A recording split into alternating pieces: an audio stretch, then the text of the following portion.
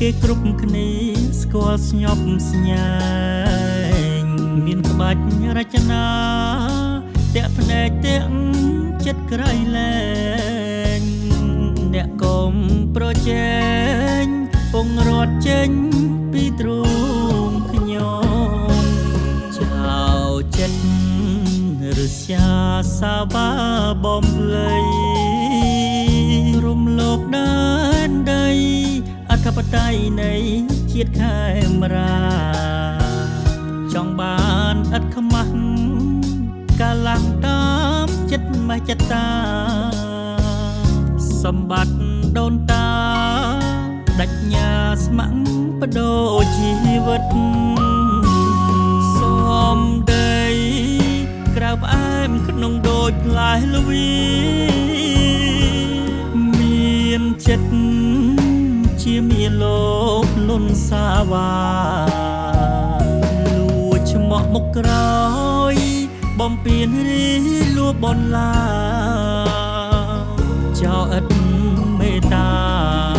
សារជាតិឬស្យាប្រៃជីវិត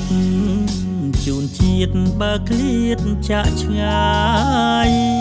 ទួស្លាប់មិនស្ដាយចិត្តកាយព្រោះជាតិសាសនា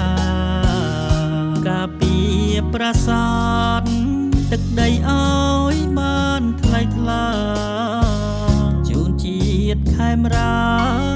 ឲ្យបានសុខសន្តិភាព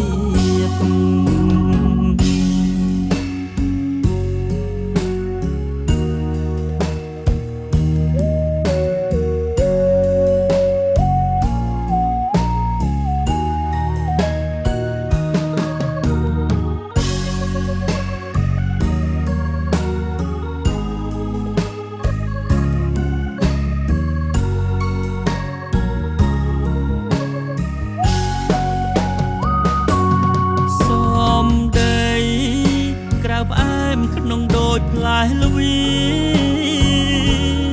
មានចិត្តជាមានលោកលន់សាវ៉ាលួចឆ្មក់មុខក្រោយបំពេញរីលួបនឡាចោឥតមេត្តាសារជាតិឬស្យាប្រៃជីវិតជូនជាតិបើឃ្លាតចាក់ឆ្ងាយទួស្លាប់មិនស្ដាយចិត្តកាយព្រោះជាតិសាសនាការពារប្រាសាទ